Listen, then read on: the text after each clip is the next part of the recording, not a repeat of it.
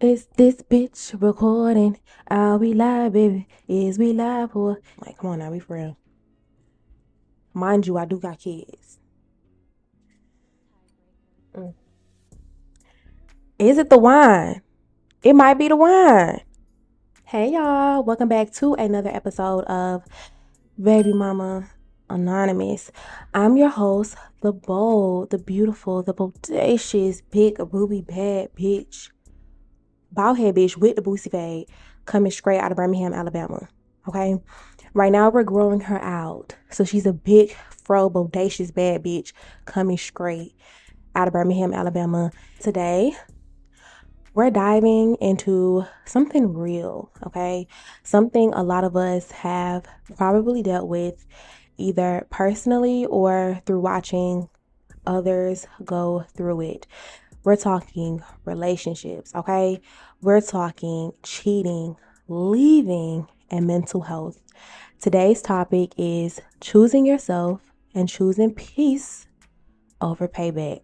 We're going to touch on the Cardi B, all right, and Offset drama and use that to explore how society pressures women to retaliate in relationships. But here's the twist. I didn't cheat back, bitch. I left, and I'm here to tell you why that's the real win.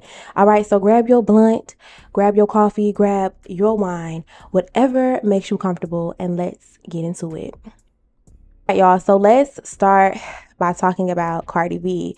So for those who don't know, Cardi B is a Grammy-winning rapper, a songwriter, and a media personality. She's known for her raw, unfiltered personality, and she rose to fame with her breakout single Bodak Yellow back in 2017.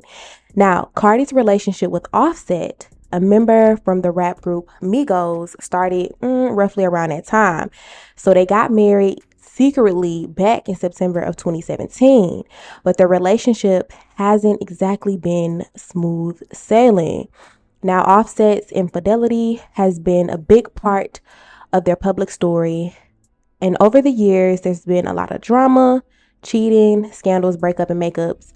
And y'all know we've been down here on the internet, Beyonce's internet, with the ability to witness it all. And most recently, there's been talk of Cardi allegedly, okay, cheating back while pregnant. Ooh, they get back a motherfucker. This is a messy situation that brings up a lot of feelings for many women who might see parts of their own lives reflected in Cardi's story. It also brings up something that a lot of us face, the pressure to cheat back or to just simply get revenge, get a little get back when we've been wrong. And in Cardi's case, that pressure has played out on the biggest stage possible, the public square, social damn media. Now, let's talk about signs it's time to go. So, ladies, there are some clear signs you may be overlooking in your own relationship. So, some of these signs include lack of communication, consistent criticism, feeling unsafe, isolation from friends and family, emotional manipulation, disregard for your needs, feeling drained, repeated infidelity, okay? Loss of interest in shared activities, and constant fear of rejection, all of which can severely impact your mental health and your self-esteem. Let's be real, there is a cultural narrative that says, okay, if you cheat, you need to cheat back, bitch. And it's almost expected. And it's not just celebrities dealing with this, okay? I know y'all listening have heard people say, even myself included, my family, my friends, people that I talk to, even my network on social media. They say, baby girl, if he steps out, you need to step out too. You need to do what he do. Okay, this should need to be like 3-0 twin. Like y'all, you need to get like him. You need to get like him. But here's the thing. Does that really fix anything, okay? Does cheating back heal you, or does it just keep you tied to the same toxic cycle? Now we're moving into the second part, the pressure to cheat back and break in this cultural norm. So, society often makes women feel stupid for not getting or even getting revenge, okay? Unfortunately, it's a double standard, a double-edged sword. Get into it. And, men are able to get away with things like this usually because it is how they're conditioned. And, men are conditioned to uphold the patriarchy and these unfortunate double standards. But going back to the societal pressure, it's like if you don't cheat back or you make him feel the way that you felt, you're seen as, weak. But let me tell y'all, it's not true. Just give me a minute. Let me explain it, please. Because I know you're going to be like, oh, this bitch a pick me. Nah, fuck these niggas. Okay? But just hold on. Let me explain. So I felt that pressure too. So in my previous relationships, I've cheated. Not in all of them. Let's make that clear. But in some of my previous relationships, I cheated unprovoked and sometimes with what I thought was or were good reasons. But all it did was lead me to losing a friendship in particular that I really cared about. So prior to us getting into an intimate relationship, I had been friends with this individual for many years, and I created a messy situation where I had one guy, right, the main guy, who was emotionally invested in me, and I was also invested in him, right? But we lacked trust, right? And then on the other hand, I had this lustful attraction to someone else who expected more from me. So I started this sexual relationship with this second person, and they expected relationship shit. And it's like, bro, you need to relax. Like, you need to stay on the side. Okay. But he didn't want that. He wanted more. And he disliked my partner, and he would do little things to jeopardize my relationship. But I couldn't put the whole blame on him because that was my part to play. Like, I orchestrated that. Right. So I couldn't say like, oh, you're going to ruin my relationship. You're trying to come in between us, when it was all my fault from the very beginning. So here I was caught in the middle, right? Monkey in the middle. I was getting whatever I wanted. Okay. My ego loved it. I was in love. Like, I had these niggas wrapped around my fingers doing whatever I wanted. These niggas was fighting over me. It was kind of blissful a little bit, right? But in the end, that emotional relationship fueled jealousy between the two men, and it just made everything toxic. So I lost my friendship, and naturally, of course, the second, dynamic didn't turn into a relationship. And just doubling back, sometimes we do that. Sometimes we double back. Doubling back, it was a very toxic situation. A lot of things were said that were negative, it was a lot of things we couldn't come back from. And I don't do well with disrespect. But all in all, at the end, I had to sit with myself and reflect. And so naturally, everything has a cause and effect. So my emotions and my actions were bound to come back and bite me. And they did just that. So fast forward to my most recent relationship. I've talked about this relationship a little bit in previous episodes. Make sure you guys go back and check those out. We're going to continue to dive deeper into that relationship as well as others and all of my experiences. All right. But this time, I wasn't the one stepping out. He was, right? Multiple times. And I would forgive him over and over and over and over again. But the cheating and the abuse, it never stopped. All right, so it would have been easy for me to justify cheating back, but I didn't. Now, before you call me a weak bitch, let me tell you why. Just give me a minute. Before you call me a pick me, before you try to call me a weak bitch, let me tell you why. It was because I had already been there. I done that. I knew what it was going to lead to. I knew exactly what cheating back would do. It wouldn't heal me, and it definitely wouldn't help my children. On top of that, I didn't want to create another love triangle. Like I said, I was dealing with abuse, and this person was, pretty narcissistic. I can't just rule him out as a complete narcissist, but, he had some of those traits of narcissism. Like I said, the relationship was extremely abusive. And so I don't, just honestly, logically, because, they say like women are so emotional, we're not logical. Logically, it wouldn't have had, it wouldn't have been the best power play. It wouldn't have been the best move, right? Just to invest my time and my energy and effort into getting somebody back, like making him feel what I felt, because he's never going to feel what I felt, from the cheating to the disrespect, from the emotional abuse, the physical abuse. He wasn't going to feel that. He may have been mad, but with the abuse already there, me cheating, right, or getting my lick back, getting that get back, could have resulted in me losing my life quicker. You understand? Or just having a very messy situation. I would have exposed myself or my kids to STDs.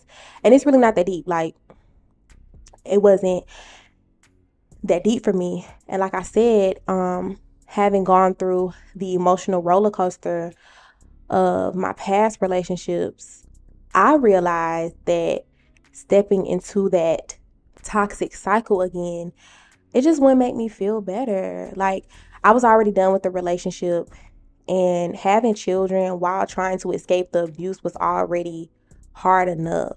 Just trying to establish a healthy co-parenting relationship with someone who is clearly unhealthy and abusive to me and my kids, that was hard. So why would I add another layer of drama and pain? It just didn't make any sense. So for me, cheating back would have only deepened the hurt and made things worse. It would have went from worse to worser for everyone involved. And me personally, I'm tired of being stressed out.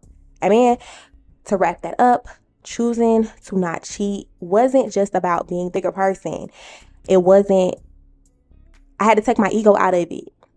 I had to say, okay, somebody might call me weak for this. He might even think I'm weak for this, but I know I'm not. All right. It was about protecting my peace, protecting my mental health, okay, protecting my sexual health, and the emotional well-being for the child that I was bringing into this world. All right. So now we're going to move right into part number 3, choosing mental health over revenge. When you're in a relationship filled with pain, cheating, toxicity, it honestly just wears you down. It messes with your self-esteem, and it can make you feel like you're losing yourself. But choosing to walk away by simply saying and then acting on that, like standing on business and saying, I'm done, is one of the most powerful things you can do for your mental health. I'll be honest with y'all, it wasn't easy. Like, there are times when I went back and forth with myself, back and forth. And I was just angry. I was angry with myself. I was angry with him. I was angry with the other parties that were involved that helped this man cheat, right? Let's just be honest about it. And participated in this person abusing me and my children. And I sit there like, damn, like, I should have cheated. Like, bitch, I should have cheated. Like, all that shit you did, I should have cheated. I should have fucked your friend. I should have fucked your friend in your face. Hell, I should have fucked your boss. Like, who the fuck this nigga think he is? Like, I get niggas. And I know, like, with the Cardi B situation, I've heard her say this, before on social media, where it's kind of like, I get niggas. And I know that she felt like that as well. I know a lot of us as women, we feel like that when we invest ourselves into these relationships. They don't turn out the way that we had expected, or we planned, or that we talked about, right? When getting into the relationships.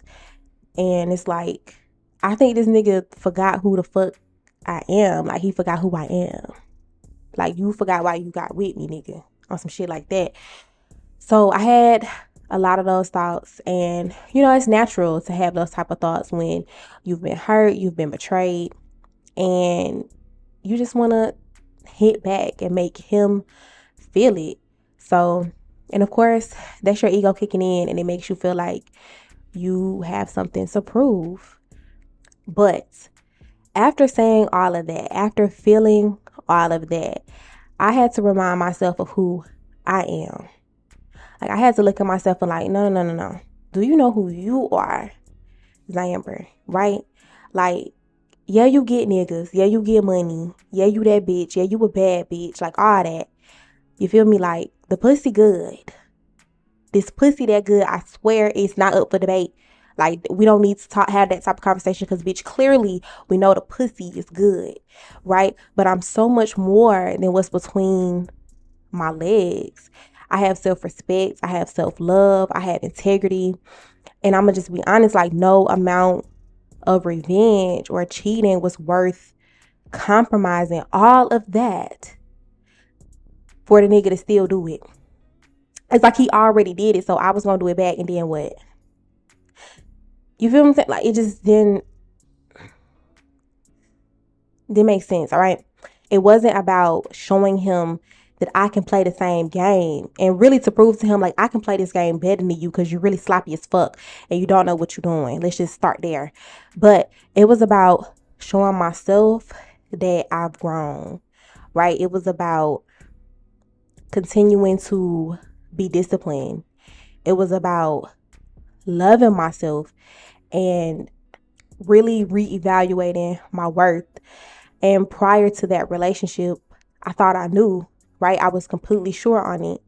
Being in that relationship, you know, staying and forgiving this person for all of the betrayal and the abuse, it really made me feel like I lacked worth and value. And so these are the type of conversations that I would sit with God and I would have. This is the type of shadow work that I would engage in. And so my sense of self-worth and value shifted. It was me consistently sitting with myself, not just saying, okay, I am worthy because I have money, or I am worthy because clearly the pussy good, or I am worthy because of X, Y, and Z. It was like really sitting with myself and writing the things down and really acknowledging what my self-worth is. And a part of my self-worth is walking away from relationships that just don't serve me at all, that are just detrimental for my mental health. And so with knowing all of that, like I said, my value doesn't come from the people that I pull or how many men I can fuck or how many men I can make jealous. It comes from who I am at my core. And I had to stand firm in that realization because, like I said, y'all, I wasn't going to lower my standards or my energy just to get back at someone who didn't deserve me in the first fucking place. And that is where your power lies, okay? Not in the games, not in participating in low vibrational bullshit with these niggas, okay? So let's just be clear. Let's be clear. These niggas, they play a dirty game, but we can play it better. And most of the time, if a woman gonna cheat, she don't even get caught. Y'all niggas be sloppy as fuck. Like, I don't know if y'all be wanting to get caught. I think some of y'all just slow as fuck. So just to be honest, they get the game from us in the first place. Let's just be real about it. If I was gonna cheat, bitch, I would have did it better. And I was never gonna get caught. Let's just clock that T and catch it. But fuck all that. It's not about the games. It's not about your ego. But it's knowing that you're better than that and knowing that you deserve better. And if you really truly feel like you have self-worth, you're not going to accept nobody cheating on you. You're not going to accept shit.